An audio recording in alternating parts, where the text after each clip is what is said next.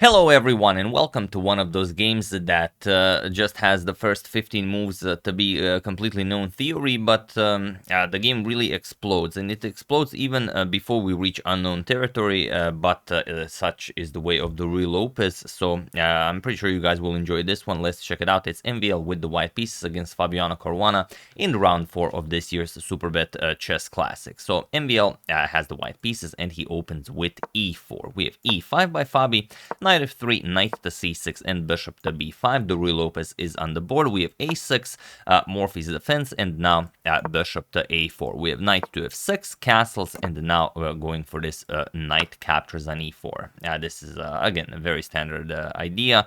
Been played many times, so nothing out of the ordinary here. d4, we have b5 chasing the bishop, bishop to b3, and now d5. So giving back the e5 pawn, d captures on e5, and now bishop to e6. So again, many games in the database with the exact same position. We have c3, bishop to c5. Fabi develops the bishop to this beautiful diagonal and puts more pressure on the f2 pawn, which is usually not a big deal because you never want to capture on f2 and give up 2 pieces for a rook. However, this is one of the openings where you actually want to do that.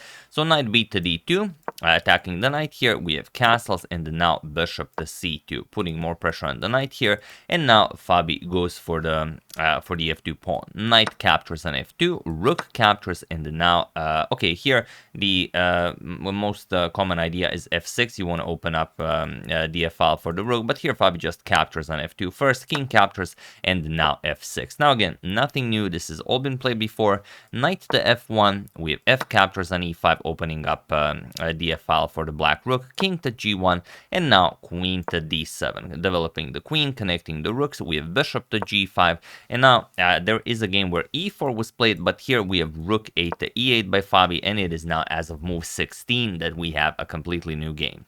So what's the idea behind the position? Well, Fabi gave up a bishop and the knight for a rook, so there's that, but he has a very strong center. You can see that his pawns are controlling all of these squares. The rooks are very nicely placed, and okay, the queen is a little bit hemmed in by the bishop. The knight still has to figure out what to do, but all in all, it's a very nice position for both white and black. But Fabi says, I probably know more about this position than you do.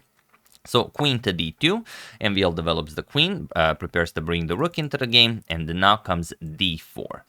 Interestingly, if you try e4, which seems like it's more forcing as you're putting pressure on the knight, we can play knight d4. And since black doesn't really want to trade, knight e5, let's say, now we're just going to play knight to e3. And it's a very nice position for white. You've blockaded the pawns, not all that much to worry about. Next, you're going to bring the rook into the game, and so on. You're going to play b4 at some point to prevent c5. Not all that much for black to do here. However, d4, this is what Fabi prepared. Now comes knight to g3. Again, you can see how the bishop and knight are nicely controlling these squares, so you can just allow black to do whatever he wants. h6 now challenging the bishop, and the bishop to h4. Here MVL is daring Fabi to play g5, but if you play g5, then nothing really is happening. We're just gonna trade here, and captures, and after queen g7, you can even get to this endgame where, well, white really has nothing to show for here. So instead we have d captures on c3, but black also wouldn't be able to push for anything. And now comes queen captures on c3. We have rook captures on f3, and this is a very interesting decision by Fabi. You don't have to capture the rook. You could also advance the pawn to b4, maybe a nice inclusion. Also knight to d4 is always an idea, trying to win that d4 square. But rook captures on f3 is definitely the most interesting one. So this is what Fabi plays, and now his idea is if queen captures on f3, then knight d4 is very close to winning for black. You're attacking the queen and the bishop here, and once the queen moves, knight captures on c2 is the idea. And now white should really trade queens, and that's just it. Black is just better, because if you capture the knight, then queen to d4 with check, king h1, we pick up the bishop here, and after queen captures on c7, we get to this position where Fabi would be up a pawn, but it's a really bad position for MVL. There's the passed pawn, there's the bishop against the knight. It's just better for black. So instead, after this rook captures on f3, MVL is forced to play g captures on f3, and now we have knight to d4. Again, putting pressure on the bishop and on the f3 pawn. We have bishop to d1. This is a very annoying move for Fabi, and a very clever defense by MVL. This bishop now totally dominates the knight on d4. The problem is you still can't get your rook into the game, and it's definitely something you should do.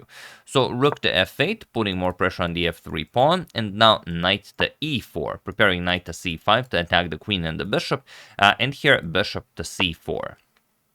This is a very important move for Fabi's attack, as you'll see later on. And now king to g2. Here, bishop to f2 is actually extremely strong, as there is no good way for black to continue playing this, but it's such an injured move that, of course, no one would really think of it. But now there's not all that much you can do. Just bishop captures on d4 will be played, and that is sufficient for white. But okay, those are engine ideas. We have king to g2 now, adding more defense to the f3 pawn. You know that this pawn will get attacked now. Rook to f4, attacking the bishop, and now bishop back to e1. And now you can see how the here the bishop pair is pretending to be a king and a queen, which is not something we see very often. I don't think we've seen this, maybe once or twice, but not very often. And while it's not great to have your bishops placed like this, here it actually works very well for Maxime. And here we have queen to f5, again piling up on this f3 pawn. And the problem is this is very difficult to survive. Fabi's attack is very strong. However, there is one move that doesn't just survive the position, but also wins the game for Maxime.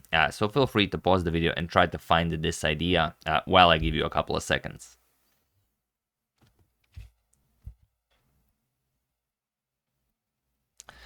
So for those of you who were able to do it, congratulations on realizing that the f3 pawn is not defended sufficiently, even though we're defending it 3 times. And for those of you who just want to enjoy the show, it is knight to d2. This is the only way to win the game. Now we are defending the f3 pawn 4 times, and that's exactly what we need. To give you an example of why this is so, let's say you play something like queen e3. So you just want to see what black's threat is. It's actually just capturing an f3, and now after bishop captures an f3, it seems like you've given up a piece for nothing.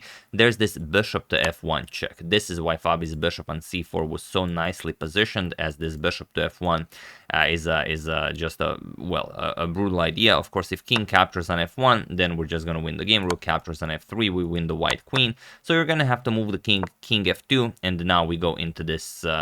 We can go.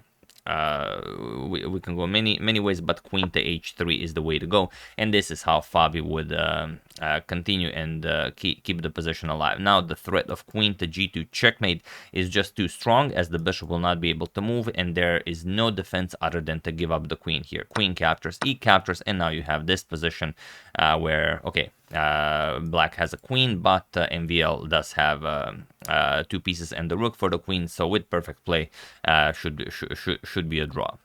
So that's why you have to be very careful, or you can draw, or you can even lose. But after knight to d2, the move that Maxime played, the position is now completely winning, and there is nothing more you can try here. So Fabi adds another attacker with a move e4. He now attacks the f3 pawn once again, but we are already defending it 4 times, so it's not a problem. Bishop g3, we attack the rook. E captures on f3 with check, and now of course we just play king to f2. That's the critical move, as now black does not have a single move to threaten anything. So here, and the rook of course is hanging. So rook to g4, now comes knight captures on c4. Now we can start trading pieces and eliminating attackers by one. B captures on c4, and now bishop captures on f3. So the bishop here, again, sufficiently defended. We have knight captures on f3, queen captures on f3, and here queen to c2 with check. Of course, Fabi doesn't want to trade. He's down a piece, and of course the endgame will be winning for Maxime. So queen e2, we defend check, but also if the queen moves, we can just capture the rook, so we have to move with check. Queen f5 check, king to g1, and now h5. Fabi now has to try anything at his disposal because, well, he's down a full bishop, and once rook f1 is played, then that's pretty much it. there's nothing more for Fabi to look for. Rook f1 was played, and now we have queen to g6. If you play queen c5 check, just queen f2, there's nothing to be done about this. And there's even the very interesting queen captures. Now you don't even have to capture with the king. You can even play rook captures, and after h4, seemingly winning the bishop, there's a rook to f4. So you can even have some fun while you're winning this way. But of course, Fabi sees this. He plays the queen to g6. Of course, this is still a threat. Now king h1, not allowing this to lose a bishop. h4, attacking the bishop. Now comes the bishop captures on c7 and h3. So if MVL is not careful, Fabi will have some checkmating ideas along the back rank as the pawn is covering the g2 pawn, but of course MVL will not allow this. Queen f3, queen to d3, Fabi offers a queen trade, hoping that maybe the pass the d pawn will be something that can save the game, but now just bishop to e5, we have rook to g2 and the bishop to c3, and it was in this position on move 39 that Fabiano Caruana resigned the game, as there is nothing more to be done here. He had some 30 seconds on the clock. Yes, he still needs to make one more move to reach time control, but it doesn't really matter what move he makes. His position is just terrible, and he knows it, and of course he resigns here.